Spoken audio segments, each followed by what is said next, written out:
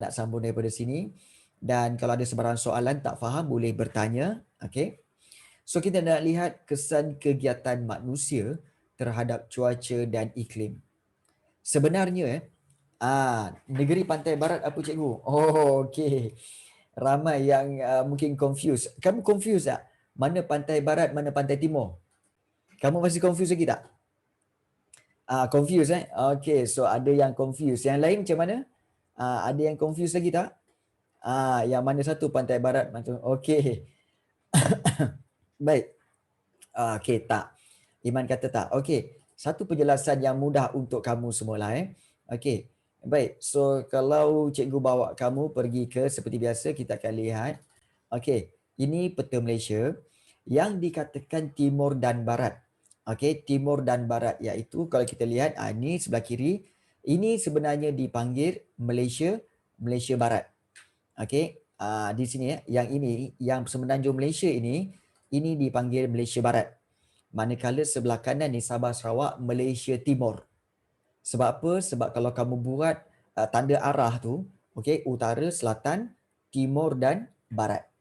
Maknanya timur sebelah kanan, okey, sebelah kiri ialah barat.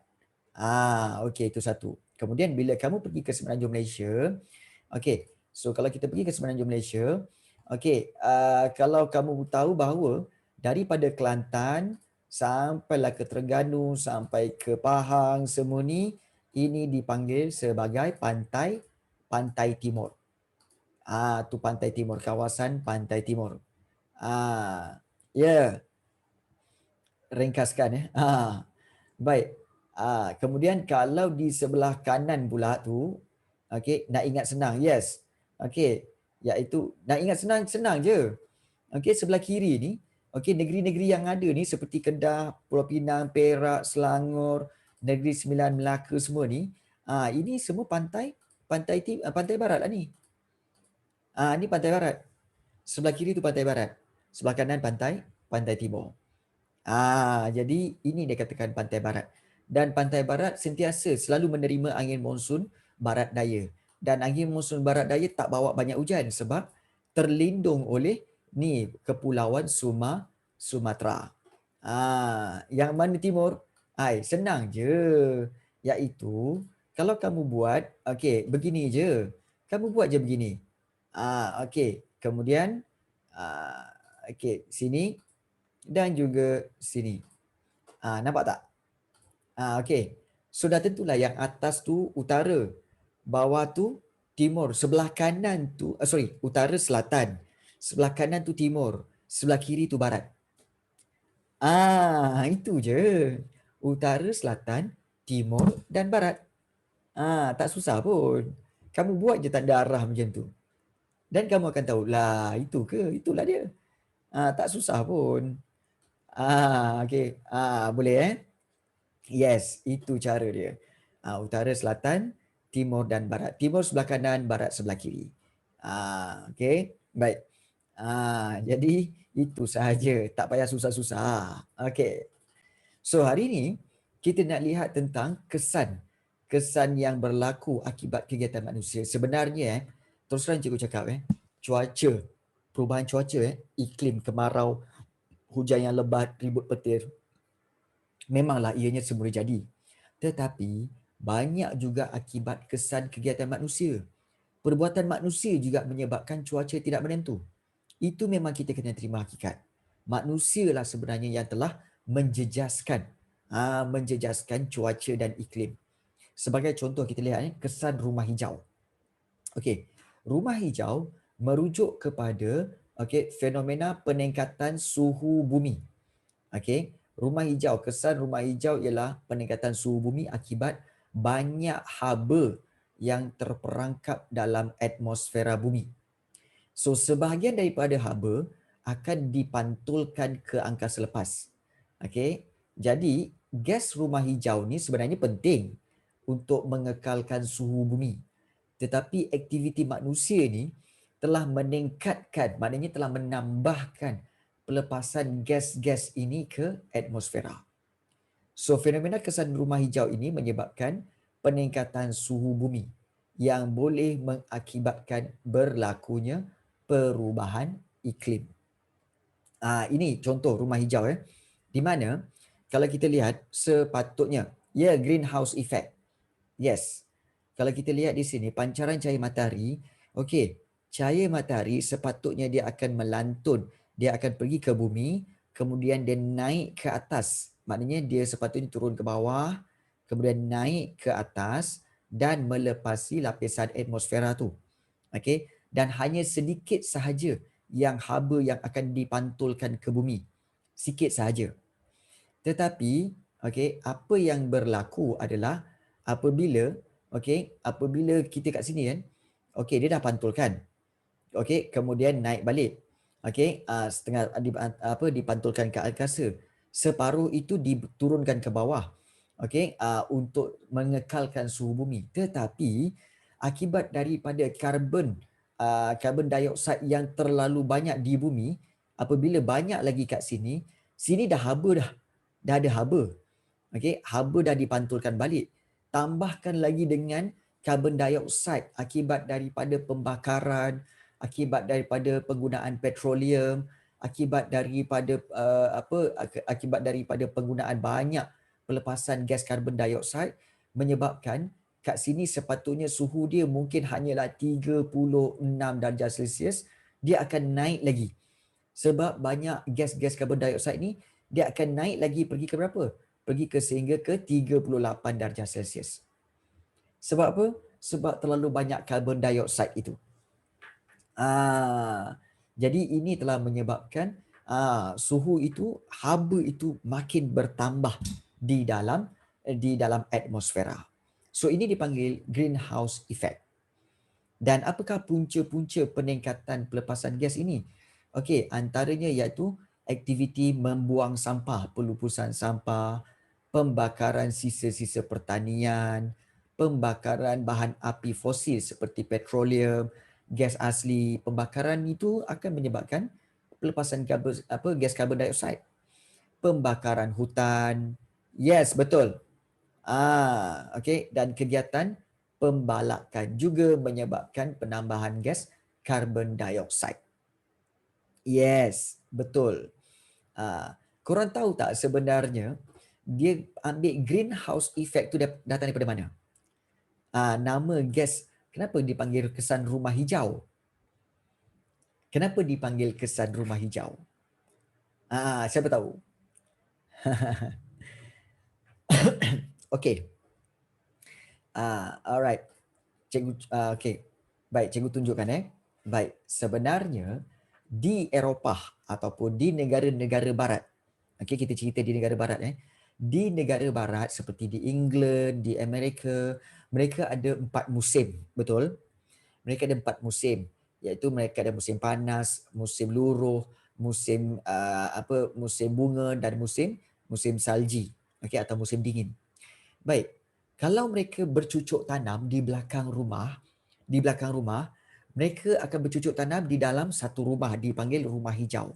Sebab kalau bercucuk tanam di dalam rumah itu akan terhindar daripada salji.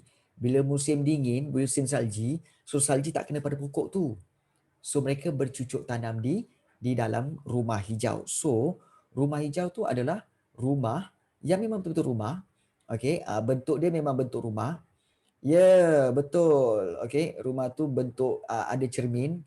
Okey, biasanya ada cermin dan okey, kalau kita lihat kat sini, okey, contohnya rumah ni.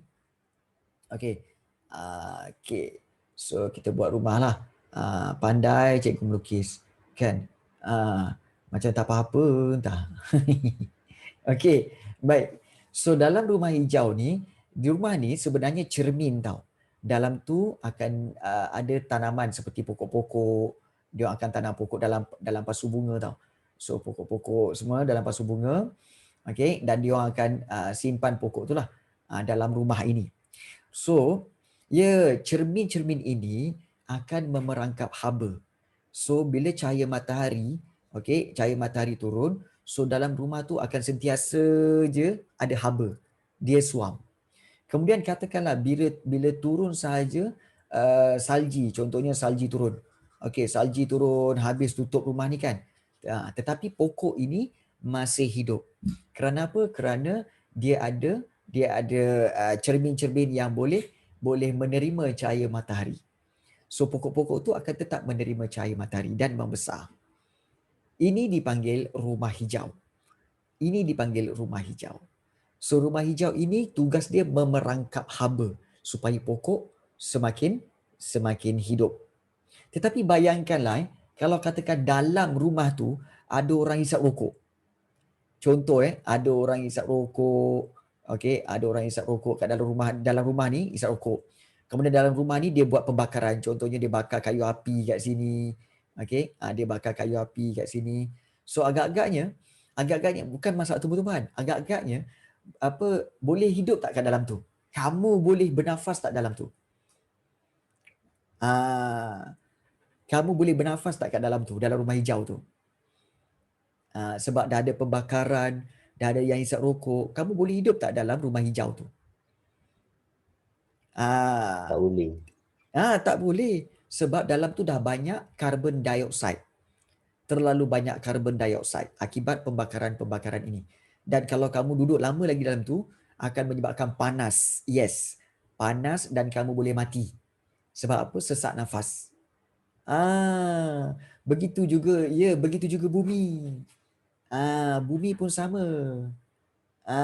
Bumi ni, okey, kalau kita lihat, okey, bumi macam ni, cikgu lukis. Okey, so dia ada lapisan atmosfera. Okey, kita ada lapisan atmosfera kat sini, di mana kalau kita lihat, okey, ada lapisan atmosfera. Okey, ada lapisan atmosfera. Baik, kemudian kita tahu cahaya matahari pula. Okey, cahaya matahari telah memantulkan haba, kemudian haba naik balik, okey, kemudian lepaskan ke udara. Baik, what happen apabila banyak karbon dioksida, cikgu? So, bila banyak karbon dioksida, baik, kita kononnya manusia melakukan pembakaran. Bakar kayu api, bakar hutan. Okey, kemudian banyak pembakaran berlaku, maka asap-asap yang membawa karbon dioksida itu akan berkumpul di sini. Okey, akan berkumpul di atmosfera ini. Okey. So, apabila berkumpul di atmosfera ini, baik, apa yang berlaku kepada haba tadi? Haba tadi dia nak lepas ke angkasa tak dapat. Sebab apa? Dihalang oleh karbon dioksida. Menyebabkan dia akan turun lagi sekali. Bermakna dia akan hentam lagi bumi. Maknanya apa? Bumi dah berapa kali kena pemanasan? 1, 2. 2 kali pemanasan. So inilah menyebabkan suhu bumi semakin meningkat. Kerana apa? Banyak pelepasan karbon dioksida. Dan ini adalah dipanggil kesan rumah hijau. Sebab dia sama seperti rumah hijau. Rumah yang tanam pokok tu. Itulah sebenarnya. Bayangkan kalau sekali je pantulan cahaya matahari dah membawa haba yang panas kat sini, kemudian dihalang oleh karbon dioksida, 2 kali kita kena pemanasan haba. Jadi panas kan? Mestilah panas. Betul. So inilah dia karbon dioksida dan juga inilah dia kesan rumah hijau. Kesan rumah hijau. Alright, boleh faham? Boleh faham yes, betul. Okay, yes, Sarah Amani, betul. Betul. Ya, tak sangat. Okay, tak sangat. Tapi kata kunci dia apa tu ayah? Iaitu kesan rumah hijau menyebabkan apa? Menyebabkan iaitu pemanasan haba, pemanasan bumi sebanyak 2 kali. Ya, dan kenapa kesan rumah hijau? Sebab rumah hijau itu sepatutnya dia memerangkap haba untuk kandungan yang telah disediakan. Tetapi manusia melakukan pembakaran menyebabkan haba bertambah banyak. Bertambah banyak. Okay. So inilah dia kesan rumah hijau. Okay. Tak dengar? Kena dengar-dengar kan? Kesan rumah hijau. Ingat haba, okay, pemanasan ke bumi 2 kali. 2 kali pemanasan. Okay. Bumi dipanaskan sebanyak 2 kali akibat apa? Akibat dilindungi ataupun terhalang. Haba nak lepas ke langit ataupun ke angkasa lepas. Tetapi dihalang oleh karbon dioksida kat sini. Karbon dioksida inilah yang telah menghalang haba untuk lepas ke angkasa. So mau tak mau dia turun balik dan dia hentam bumi lagi. So dia telah memanaskan bumi sebanyak 2 kali. Inilah dia kesan rumah hijau. Okey. Baik. So itu berkaitan dengan kesan rumah hijau. Alright. So seterusnya iaitu pulau haba. Okey, kita lihat pulau haba. Macam pernah belajar kan? Okey, bagus. Muhammad Iman. Ini bagi menguatkan ingatan kamu ya, Iman. Bagus. Seterusnya, pulau haba. Pulau haba merujuk fenomena suhu kawasan tepu bena di dalam bandar lebih panas daripada kawasan di sekitarnya. So, kita kata tepu bena ni maknanya padat lah. Kawasan tepu bena maknanya kawasan yang padat. Ada mentionkan kat sini ya, padat. So, fenomena pulau haba menyebabkan keselesaan penduduk di bandar terjejas kerana suhu yang tinggi. Punca-punca fenomena, punca-punca pulau haba, yes, iaitu bangunan konkrit, permukaan berturap yang menyerap dan menyimpan banyak bahang matahari. Kemudian kesesakan jalan raya menyebabkan pelepasan asap dan haba yang tinggi oleh kenderaan. Kekurangan tumbuh-tumbuhan menyebabkan proses perpeluhan kurang berlaku bagi menyederhanakan suhu. Berturap tu maknanya jalannya bertar. Berturap tu bertar. Kamu bayangkanlah kalau tengah-tengah hari kamu berdiri dekat jalan raya bertar tengah hari. Panas tak? Memang panas kan? So bayangkan kalau di kawasan Kuala Lumpur. Okey, kawasan Kuala Lumpur semua jalan raya jalan tar. Lepas tu bangunan konkrit. Memang panas. Yes. Bahan pencemar seperti debu dan habuk yang dibebaskan oleh kenderaan bermotor dan kilang banyak memerangkap haba. Baik, bahang matahari maknanya kita kata sebagai panas matahari. Bahang tu maknanya kepanasan daripada cahaya matahari. Itu dipanggil bahang. Bahang ya. Haba, bahang. Samalah tu. Kepanasan. Ini contohnya kalau kita lihat. Kita lihat kawasan luar bandar. Contohnya di Kuala Selangor lah. Kita ambil contoh Kuala Selangor. Kawasan luar bandar Kuala Selangor ataupun di Perak. Ni kawasan di Perak. Ya. Di Perak semua kan. Itu kawasan luar bandar. Tapi semakin lama menghampiri bandar, dia semakin panas. So di sini dikatakan pulau haba sebab haba banyak terkumpul di sini. Haba banyak terkumpul di sini. Kerana apa? Kerana ada bangunan konkrit, ada jalan raya berturap. Jadi dia sesak lagi kesesakan jalan raya. So kawasan yang kiri kanan tu dia tak sepanas banyak macam ni. Di kawasan bandar, pusat bandar yang banyak. So dia membentuk pulau. Seolah-olah haba tu berkumpul kat situ. So pulau haba. Nampak tak? Inilah dia dikatakan sebagai pulau haba. So antara kawasan yang memang banyak berlaku pulau haba ni adalah seperti di kawasan Kuala Lumpur lah, KL lah. Sebab apa? Di KL kita lihat bahan-bahan konkrit, simen, besi, batu bata mempunyai keupayaan menyerap haba yang tinggi dan ini telah menyebabkan kawasan KL ni yang kebanyakan bangunan dia dibuat daripada konkrit, simen, besi ni menyebabkan kawasan KL panas. Kemudian kawasan KL pula kekurangan tumbuh-tumbuhan. So ini menyebabkan kadar evaporasi ataupun kadar penyejatan rendah di kawasan bandar. Ya betul. Sebab itu kalau kita lihat pencemaran semakin teruk. Sebab itu kalau kita lihat antara langkah-langkah kerajaan buat iaitu apa? Kerajaan menghalang kenderaan untuk masuk Kuala Lumpur ya. Supaya apa? Dapat mengurangkan pencemaran udara dan dapat mengurangkan kepanasan dan mengurangkan pulau haba di Kuala Lumpur. Itu yang berlaku. Kan? Kemudian hujan asid. Okey, hujan asid. Ini fenomena yang teruk juga. Hujan asid ialah hujan yang mengandungi kandungan asid lemah dengan nilai pH kurang daripada 5.6. Kita tahu bahawa neutral, pH yang neutral adalah 7. Betul? Tapi semakin kurang nilai pH itu, dia makin berasid. Semakin tinggi pula nilai pH itu, dia semakin alkali. Betul? Dalam sains kan? Okay. Yes, okay. So kita lihat di sini ya. Ya, betul.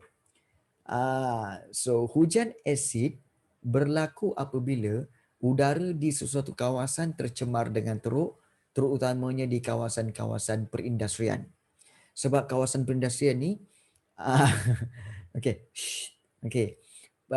Utaya jangan bagi tahu orang. Okay. Pembakaran bahan api fosil, okay, seperti arang batu, seperti petroleum, oleh kilang, stesen jana kuasa dan kenderaan menyebabkan pembebasan gas sulfur dioksida, karbon dioksida dan juga nitrogen dioksida yang banyak ke atmosfera, maknanya ke kawasan angkasa lepas ataupun ke kawasan atmosfera kita. Jadi menyebabkan gas-gas ini terlarut, maknanya dia telah menjadi sebatian dalam wap air. Dan ini menghasilkan asid sulfurik dan asid nitrik. Dan asid nitrik ataupun asid nitrik ini akan menjadi wap air. So wap air yang mengandungi asid ini akan membentuk awan, dan apabila terpeluap, maknanya telah menjadi pepejal, hujan akan turun sebagai hujan asid. Harus diingat kalau kebanyakannya, kalau kebanyakan orang kata, uish, kalau hujan asid bahayalah cikgu. Pasalnya kalau hujan asid ni kena badan kita habislah. Habis melecurlah kita apa semua. Tak adalah sampai macam tu. Itu asid hidroklorik. Ini asid lemah yang mana kalau kena pada bangunan, dia bukan on the spot. Dia dalam tempoh 2 tahun, 3 tahun, cat akan luntur. Cat akan luntur. Cat bangunan tu akan luntur. Sebab itu kalau kamu tengok, di mana-mana iklan cat, jaminan cat akan bertahan selama 5 tahun. Lepas 5 tahun, tak jamin dah. Sebab dia akan luntur. Tak adalah. Sebab itu kita, yes, asid boleh react dengan besi. Sebab itu, kalau kita lihat kesan hujan asid ini, iaitu antaranya memusnahkan tanaman dan tumbuh-tumbuhan, melunturkan cat dan menghakis dinding bangunan, menjejaskan kualiti air dan menyebabkan kepupusan kehidupan akuatik serta mengancam kesihatan manusia. Yes. Sebab itu mak bapak kita selalu pesan, kalau dah terkena hujan kat luar, balik cepat mandi. Jangan biar kering. Sebab hujan itu berasid. Tapi ada tapi. Ada tapi. Dengar Yes. Itu mak kita selalu pesan kan. Kena hujan, kena hujan. Terus mandi, balik. Masuk toilet mandi. Kan? Mak kita selalu pesan kan. Kalau kena hujan, pergi mandi. Sebab apa? Nak elakkan hujan asid. Okey, sebenarnya senang je. Okey. Sebenarnya begini. Sebenarnya, kolam, kalau mandi kat kolam pun sama. Sama je. Okey, begini. Sebenarnya, bila hujan, 10 minit yang pertama, hujan yang turun, 10 minit yang pertama memang ada asid. Kamu tidak dibenarkan untuk berada di luar pada awal-awal 10 minit hujan tu ya. Sebab dikhawatiri itu ada hujan asid. Selepas 10 minit barulah hujan tu turun dengan air yang bersih. So waktu itu kamu boleh mandi. Mandi hujan. Sebab mandi hujan ini satu terapi. Kalau kamu rasa nak tenang, kamu rasa nak sihat, kadang-kadang kamu boleh mandi hujan. Tapi make sure after 10 minutes. Kamu boleh mandi hujan. Sebab itu adalah satu terapi. Tak. Sebenarnya hujan tidak akan membawa kepada demam. Tak. Tapi kamu kena cara dia. Boleh juga kalau tak ada air hujan pun boleh. Tapi tak ada air hujan after 10 minutes. After 10 minutes. Selepas 10 minit baru tak ada air hujan. Tak naklah mandi hujan, oh rugi. Tutup lah. Biar aja, biar aja. Ya.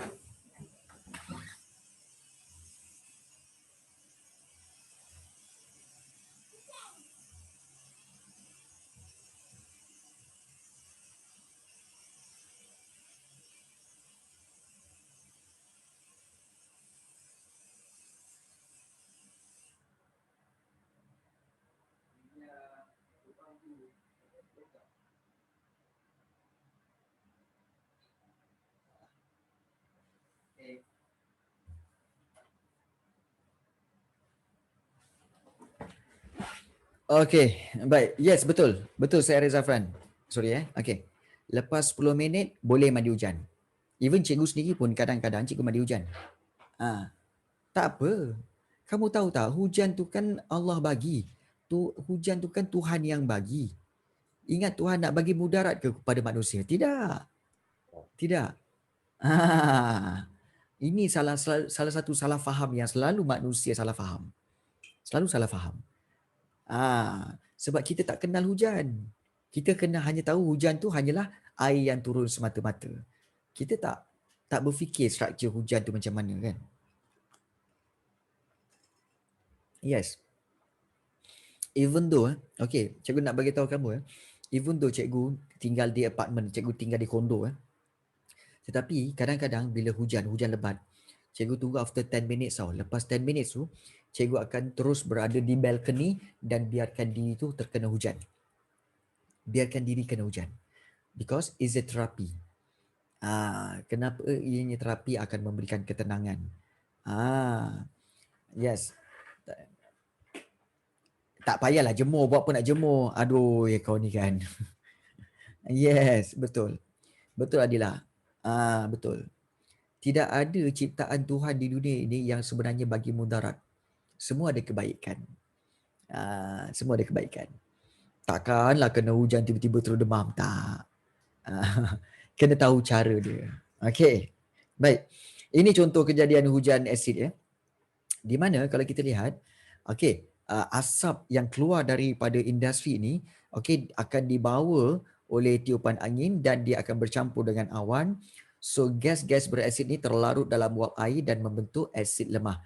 So bila dia turun, nampak tak bangunan-bangunan ini akan terhakis cat dia. Yes betul. Pemeluapan berlaku dan hujan asid terbentuk. Yes. Sebenarnya Adila, lepas mandi hujan, okey, Allah kau ni Aaron.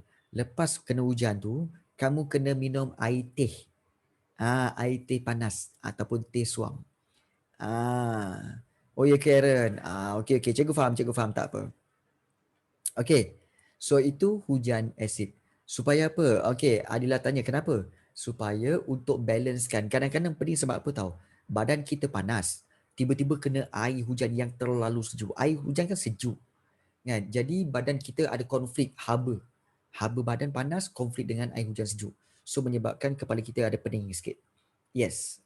So kena minum air teh supaya dia redakan kepeningan tu. Yes. Betul. Air hujan sejuk, badan kita panas. Badan kita panas.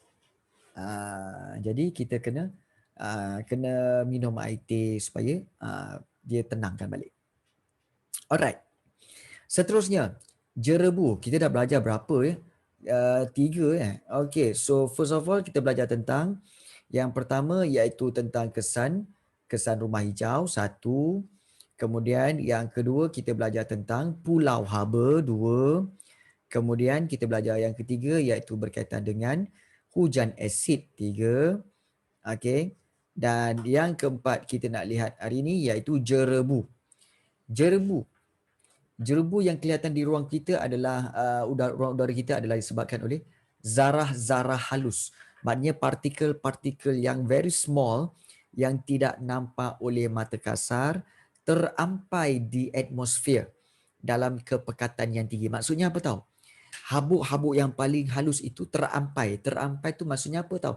Dia sentiasa bergantung-gantung di dalam udara kita.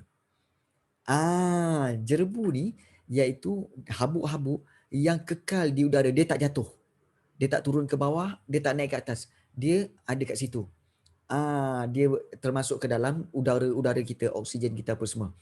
Dan dia dalam kandungan yang tinggi. Dia banyak. Jadi itu dipanggil jerebu. Dan punca jerebu ini adalah kerana apa? Antaranya seperti kerana pembakaran hutan yang selalu berlaku di Indonesia kan. Selalu Malaysia kena jerebu kan.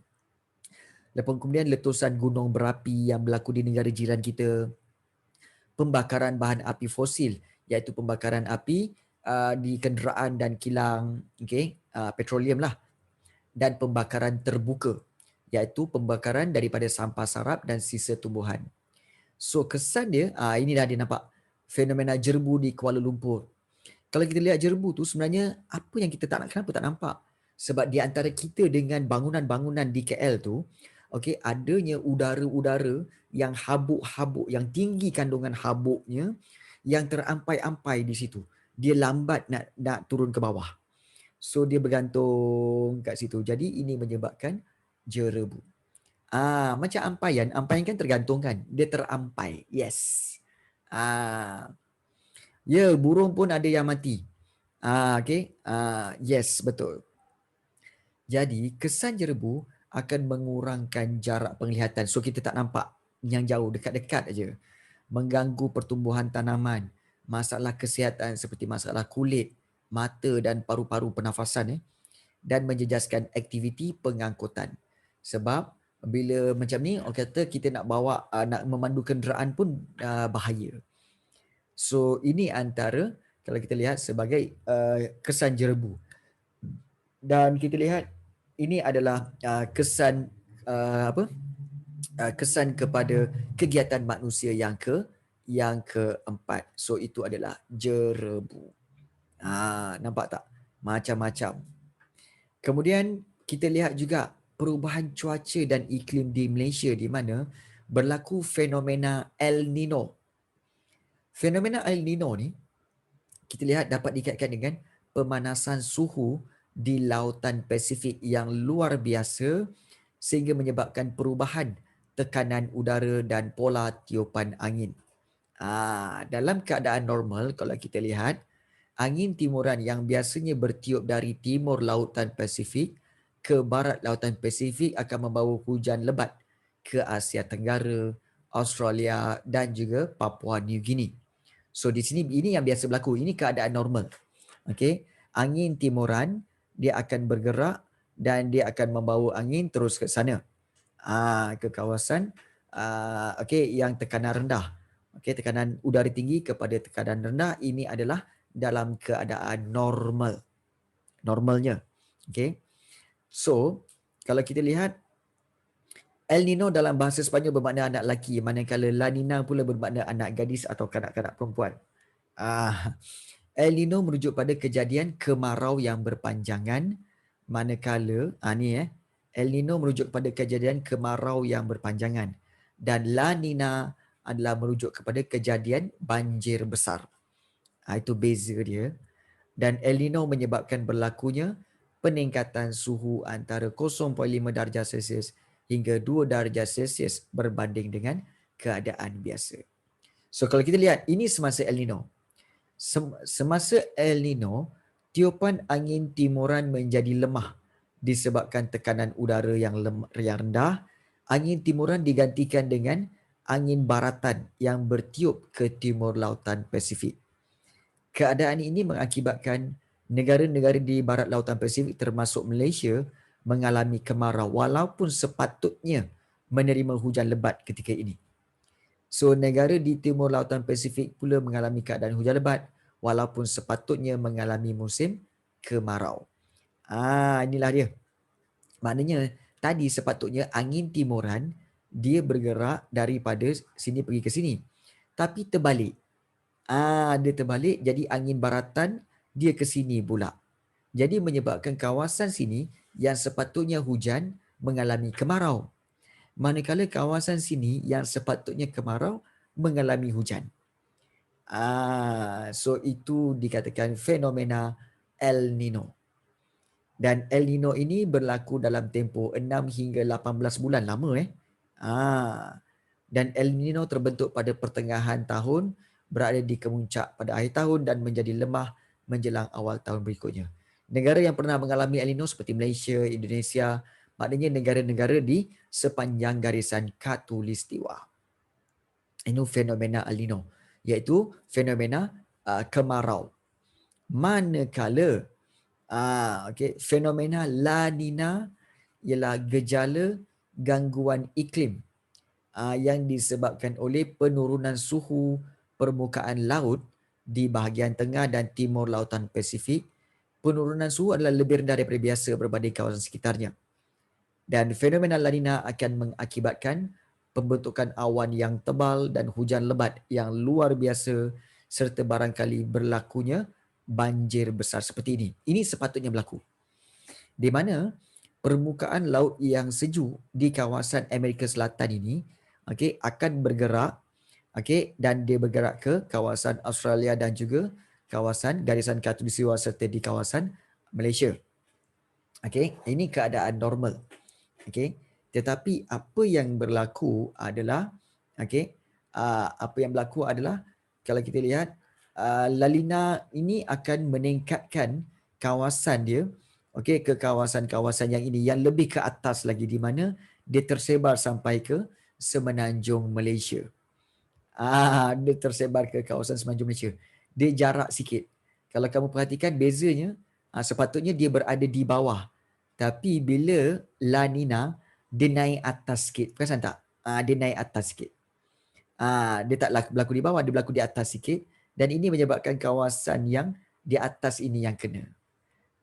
Yang membawa hujan yang lebat.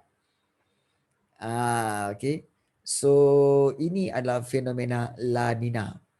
So di Malaysia, La Nina akan memberi kesan kepada negeri-negeri pantai timur lagi, iaitu pantai timur di mana?